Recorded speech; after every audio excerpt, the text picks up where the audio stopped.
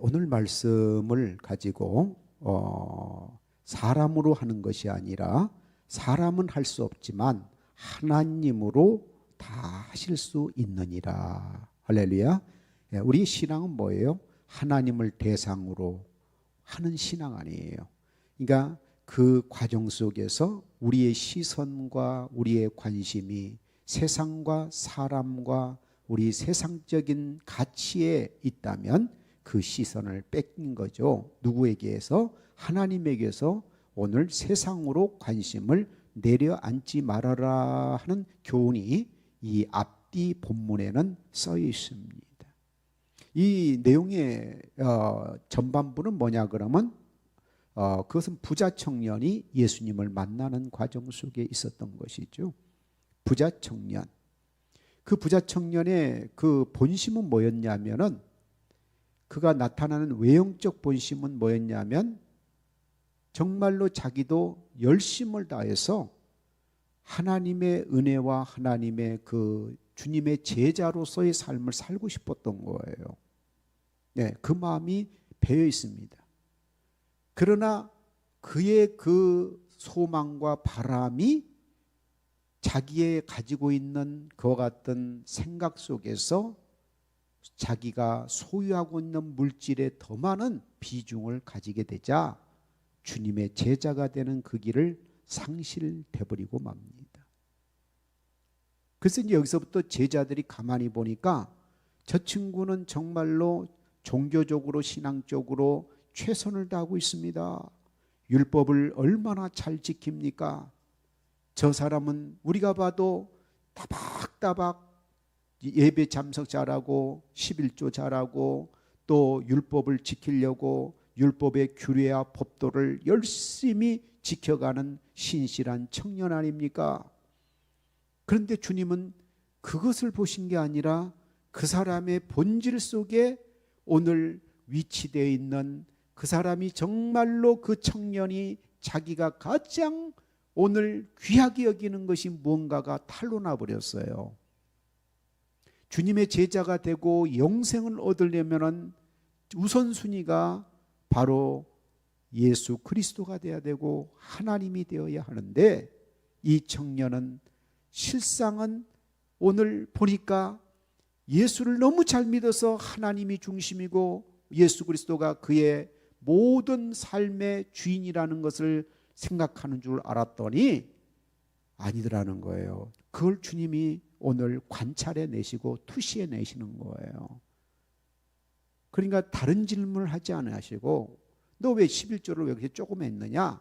너 왜 그렇게 이중적으로 이렇게 뭐 좀 부족한 점이 있지 않냐? 이런 것이 아니라 오늘 그의 물질에 대한 얘기를 지적함으로 모든 사람, 이 세상에 사는 모든 사람이 가장 힘든 부분이 물질이에요. 물질.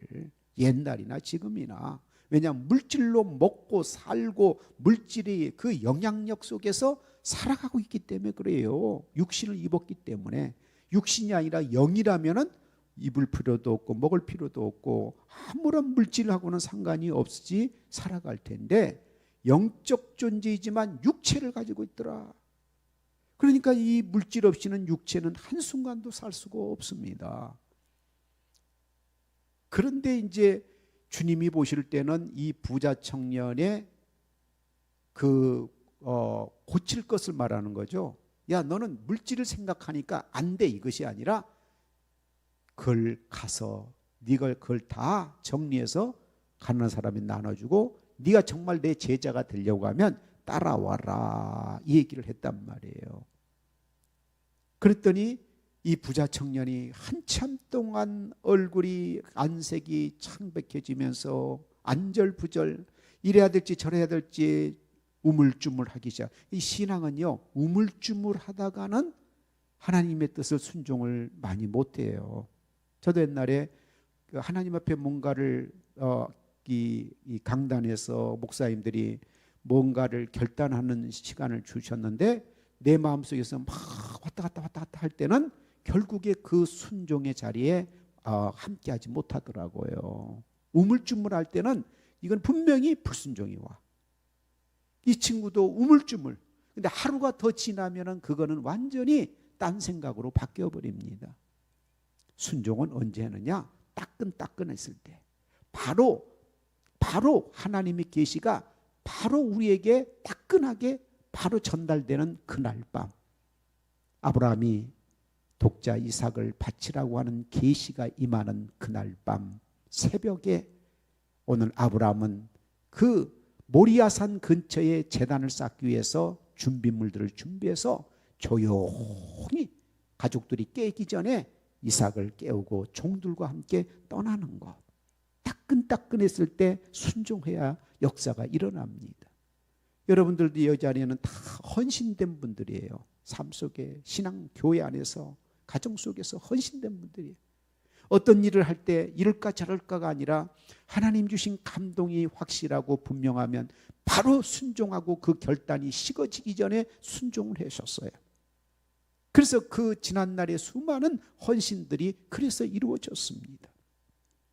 그게 지금은 당장에 나타나지 않지만 지금부터 시작해서 주님의 하늘나라의 보좌에까지 그 상금과 그 헌신 속에서 오는 수많은 축복들이 나와 나의 자손들에게 계속 선한 열매로 유익한 인생의 도움으로 찾아올 줄로 믿어요. 믿습니까?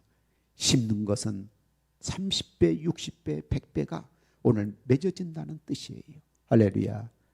자, 그런데 이 친구의 문제는 뭐냐면 내려놓음을 못했다는 거예요. 부자 청년의 핵심은 내려놓음을, 가지고 있는 것을 내려놓는 게 중요한 거예요. 부자가 되지 말란 얘기 아니에요. 아브람도 엄청 부자였어요. 욥도 동방의 의인이며 부자였어요. 뛰어난 부자였어요. 하나님 부자를 막지 않아요. 우리가 잘 아는 대로 부자들은 너무나 많습니다. 이삭도 그의 100배의 복을 받고 거부가 되었더라, 그 말씀이 나와요. 거부는 그의 100배 축복을 받았다고 거부가 돼요? 아니에요. 회사 하나 차렸다고 재벌됩니까? 아니잖아요. 회사를 차리고 또 회사가 자회사를 키우고 자회사가 또 다른 기업을 인수해서 정말 많은 수십 개의 계열 회사가 있을 때 재벌이 되는 거예요. 맞죠? 이때 거부란 단어를 씁니다. 거부. 아주 크다는 뜻이에요. 걷자는. 큰 부자가 됐다는 거예요. 그러니까 100배의 축복을 그의 한 해만 받은 게 아니에요. 계속적으로 복을 받으니까 아비멜렉과 그랄 땅 사람들이 시기질투해서 멀쩡한 아브라함 때 파놓았던 우물에다가 흙을 집어넣고 돌을 집어넣고 못 쓰게 만드는 거예요. 여기는 우리 땅이니 우리 우물이라는 거예요.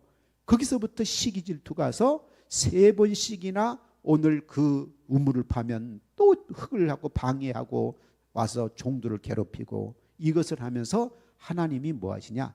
하나님의 축복을 받아도요 시기질투가 있어요, 없어요? 있지요. 그런데 하나님의 복을 받아도 시기질투가 있다는 얘기는 뭐냐면 하나님이 직접 아브라함을 이삭을 네 독자 이삭을 바치라고 하는 시험도 있지만 내가 하나님 앞에 축복을 정당하게 받았는데도 불구하고 세상 사람이 우리를 시기질투해요. 그것으로도 훈련하십니다.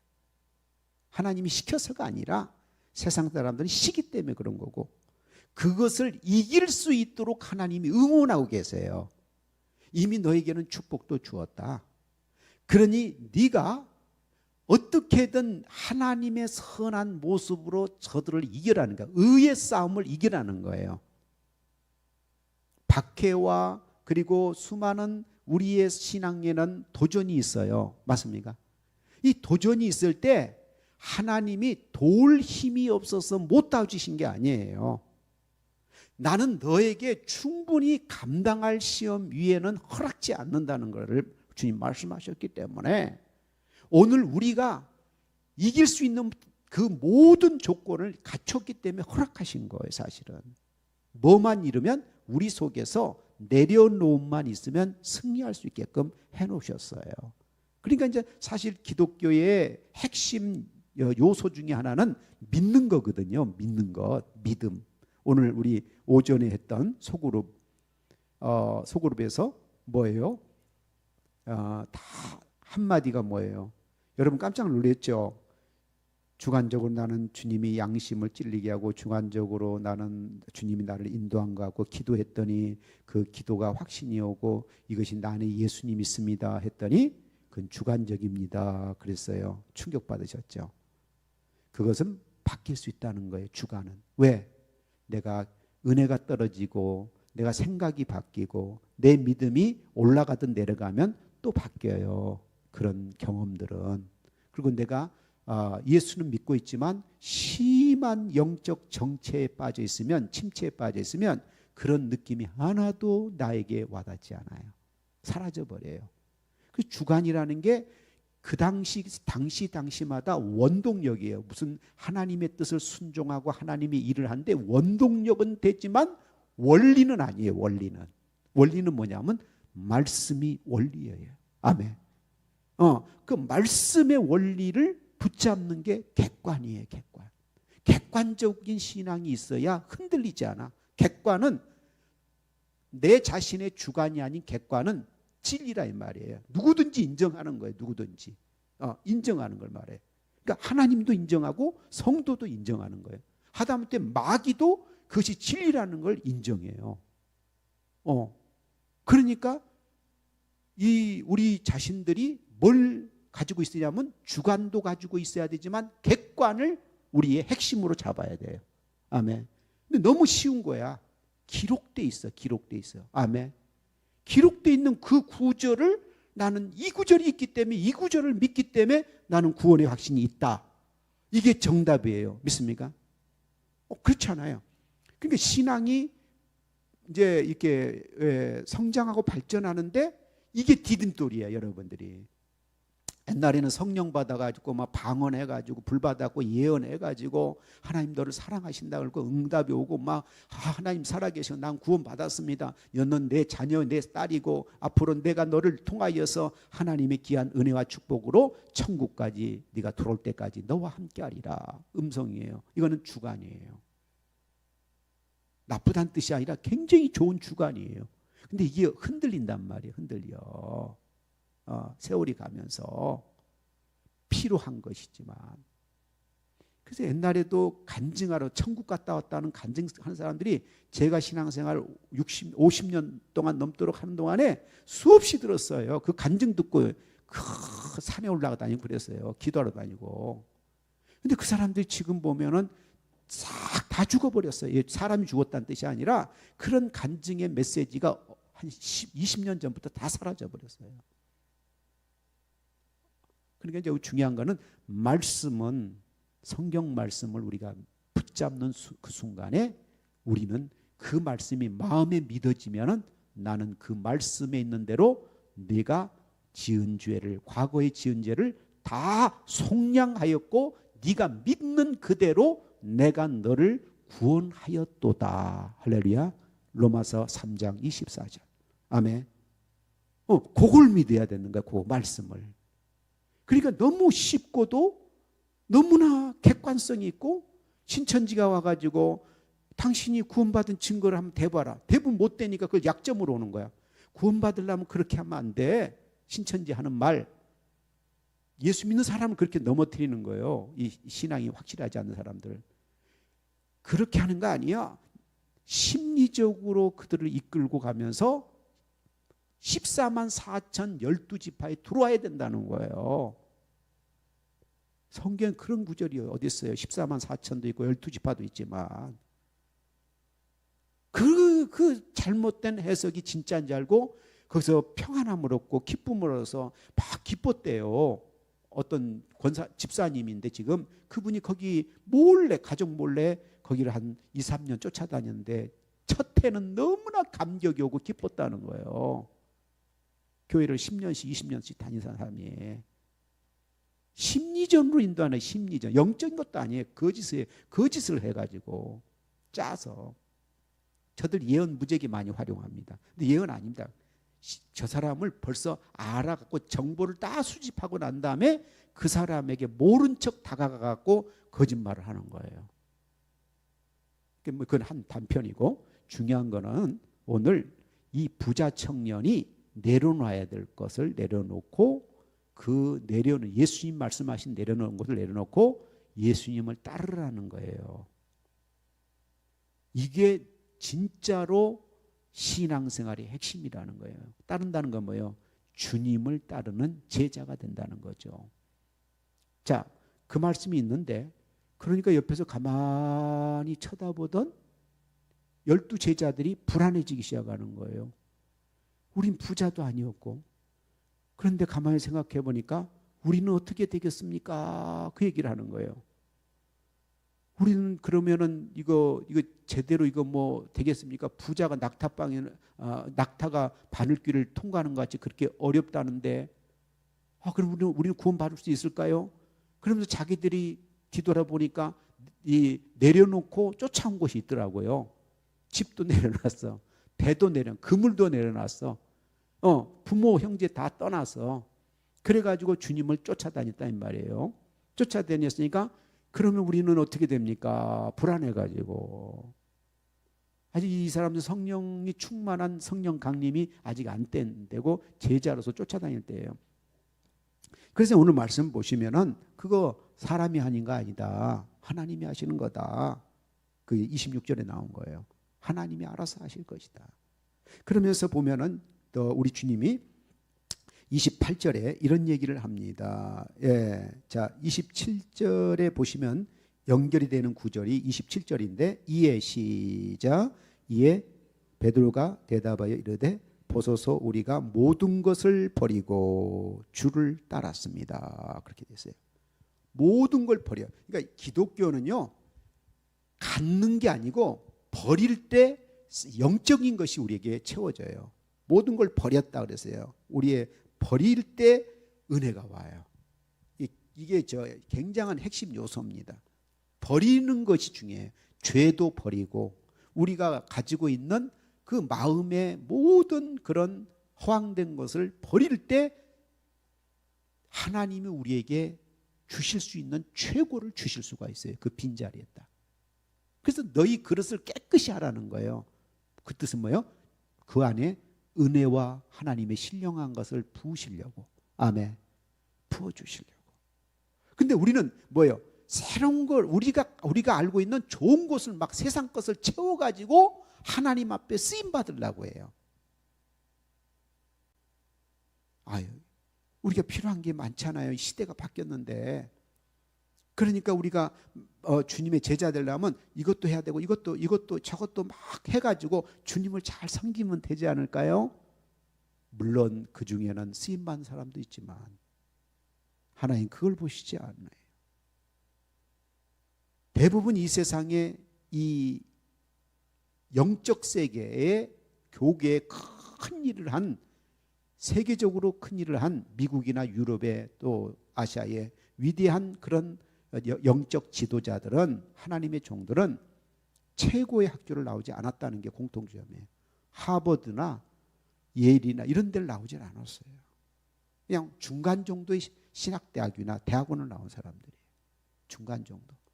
평범하진 않지만 아주 탁월한 사람들을 쓰지 않으셔야 하나님이에요. 그게 이상해요. 그게 이상해요. 자, 그러면서 하나님이 하신다는 것고, 그리고 우리는 모든 걸 버렸다는 걸 요까지는 일치가 됐는데, 주님이 풀어주셔야 할 제자들에 대한 위로가 뭐냐면 28절부터예요. 자, 한번 볼까요? 시작. 예수께서 이르시되 내가 진실로 진실로 너희에게 이르노니 세상이 새롭게 되어 인자가 자기 영광의 보좌에 앉을 때에 나를 따르는 너희도 12 보좌에 앉아 이스라엘 12지파를 심판하리라. 그러니까 우리는 짧은 안목에서 이 땅에서만 생각을 했다 이 말이에요. 근데 주님은 더 확장된, 주님이 다시 오셔서 영광의 보좌에 앉는 그때까지를 바로 곧 연결될 것 같이 이 세상을 그렇게 보라는 시각을 열어놔 버렸어요. 죽음 이후에 새로운 주님의 재림 이후에 일어날 그것이 곧 임박한 것처럼 말씀하십니다. 그리고 어떻게 해요? 우리가 요한계시록에 있는 3장 22절 말씀이 그렇잖아요. 너희가 이기는 자는 하나님과 교제하고 교통하는 그 먹고 마시는 것이 이루어지면 그걸 통해서 승리하면은 이기는 자에게는 어때요? 보좌 우편에 주님 옆에 앉는 그 축복을 주시리라 그랬어요. 그 뭐예요? 주님 옆에 앉는 건 뭐예요? 심판자 옆에 앉는 건 뭐예요? 심판을 받는 게 아니죠. 심판을 행하실 때 거기서 주님을 도와 심판자와 같은 권세와 그런 통치의 역사 속에 참여하는 정말 왕 같은 제사장의 역할, 심판주의 옆에서 통치의 권세를 누릴 수 있는 그런 능력 있는 그런 하나님의 자녀로 세우시겠다는 거예요. 자, 그러면서 여기 보니까 29절에 보십시다. 시작. 또 내 이름을 위하여 집이나 형제나 자매나 부모나 자식이나 전토를 벌인 자마다, 여기 보니까 내가 준비해 가지고 세상에 그 많은 좋은 것들을 지식이나 뭐 물질이나 또 경험이나 이런 걸 많이 준비해 가지고 오늘 온 것이 아니라 버렸다네. 버렸어. 내려놨다는 거죠. 그러니까 우리는 주워 담아 가지고 주님 앞에 가야 되는 게 아니라 내려놓았을 때 어떤 일이 일어나느냐? 여러 배를 받고 또 딴 데서는 100배의 복을 받고 이렇게 돼 있어요. 100배나 여러 배는 무엇을 의미하느냐? 여기서는 원어적 해석을 해보면요, 그것 숫자가 헤아릴 수 없을 만큼 이 뜻으로 해석을 합니다. 100배는 하나 둘 100배가 아니라 숫자의 수가 아니라 많다고 하는 의미예요. 믿습니까? 많다고 하는 의미예요. 그러니까 우리가 셀 수 없는, 우리가 만약에 우리의 그런 가정이나 이런 것들을 내려놨다는 건 가정을 포기하는 뜻이 아니에요. 우선순위가 그렇고 진리라고 하는 하나님의 이름 속에는 내 이름을 위하여, 이 말은 뭐냐면 복음 때문이란 뜻이에요. 복음 또는 하나님의 나라를 전하기 위해서 네가 그 가족들의 우선순위 속에 있는 것이 아니고 하나님의 복음을 우선순위에 둔다면 쉬운 일 아니잖아요. 가족들을 버리란 뜻이 아니에요. 가족들이 우선순위가 되잖아요. 우리 신앙생활이 가족이 우선이에요. 집안에 무슨 일이었어? 못 나와요. 못 나와. 이런 게 굉장히 많잖아요. 그럼 목사님도 더 이상 할 말이 없어요. 진리는 그게 거꾸로인데 말을 못해요. 왜냐하면 그 말 했다간 상식에 어긋나는 목사가 되기 때문에 가정이 우선이에요. 근데 하나님 보실 때는 그 가정보다 더 우선 예수 그리스도라는 거예요. 예수 그리스도라는 게. 이걸 바로 이렇게 질서 있게 신앙을 정립한다는 게 오랜 세월이 걸려요. 어떻게 하나님이 가정을 창조하시고 이렇게 했는데 어떻게 형제와 자매와 부모를 버린 그것을 칭찬하는 게 아니에요. 우선순위. 왜 그러냐? 가족을 따라서 가족의 의견이나 가족의 중심된 부모를 따라가는 게 아니라 그 부모를 창조하신 영의 아버지, 온 인류의 아버지, 모든 부모님의 아버지가 되시는 하나님의 뜻을 따를 때 부모님도 오늘 축복을 받고 천국이 있고 그 형제들도 복이 된다는 얘기예요. 믿습니까? 그거예요, 그거. 그러니까 이제 이게 진짜 신앙이 바로 서지면은 인간적 그런 신앙이라 영적 신앙으로 바뀌었다, 성장됐다 하면 성경으로 돌아왔다는 얘기예요. 그렇지만 그 가족을 생명같이 보호할 책임이 있다 없다? 있어요. 왜? 베드로가 사역을 하다가 장모님이 병으로 쓰러졌다 이 말이에요. 그 병들은 장모님을 주님 쫓아다니면서 이게 몰라라 할 수가 없는 거예요. 주님이 아시고 벌써 그 베드로의 장모를 치료해 주셨잖아요. 믿습니까? 그리고 가나의 혼인잔치가 뭐예요? 예수님과 친척집이라는 건 알고 계시죠? 그 정도는. 친척이 아닌데 결혼식 가겠어요. 지나가다 들어간 거 아니잖아요. 뭐 좀 얻어 드시려고 배고파서. 그거 아니에요. 초대를 받았어요. 그리고 어머니가 권유하셨어요. 권유했어요. 꼭 가라고. 그리고 가라고 한 것 중에 더 중요한 건 돌 항아리 7에 물을 채워서 포도주가 되게끔 하신 역사가 최초의 기적이잖아요. 예수님. 친척집이란 말이에요. 예수님의. 좀 먼 친척집이에요. 어머니 쪽은 굉장히 가까웠던 것 같아요. 예. 손님이 가가지고 포도주가 없으니까 저거 기적을 일으키세요. 이러겠어요? 그러니까 어쨌든 이건 뭐냐면 그런 걸 다 돌봐요. 예수님 십자가에 못 박혀 돌아가시기 전에도 마리아를 어머니 마리아에게를 부탁하잖아요. 요한한테 부탁을 하잖아요. 이런 것 등등을 보면 효도요, 기독교의 중심은 효도와 가정을 소중히 여기는 마음이 있지만 그것을 창조하신 하나님의 사명과 목적을 우선시하는 게 가족도 살리고 이방의 많은 민족들을 살리는 더 많은 그 가족을 얻기 위함이라는 거예요. 영적으로 형제 자매를 얻는 거라는 뜻이에요. 이 뜻이. 그러니까 해석을 너무나 잘해야 되는 거죠. 문자적인 해석도 필요하지만 이런 의미, 그 의미적 해석을 잘해야 되겠죠. 그래서 버린 자는 여러 배를 받고 영생을 상속받는다는데 초점을 둔 사람이 이 사람이 영적 신앙생활이에요. 제자의 최고 목적은 이 땅이 아니에요. 근데 이 땅에서도 100배나 받고 이런 말이 나와요. 100배나 더 받고. 근데 그 100배 받는 것도 소중하지만 영생을 상속으로 받는 것만큼 큰 축복이 없어요. 영적인 여러분들의 그 상속을 사모하시길 주의 이름으로 축원드려요. 믿습니까? 이게 커야 됩니다. 그래야 내가 오늘 그 가치가 하나님 앞에서 우선순위가 잡힐 줄로 믿습니다.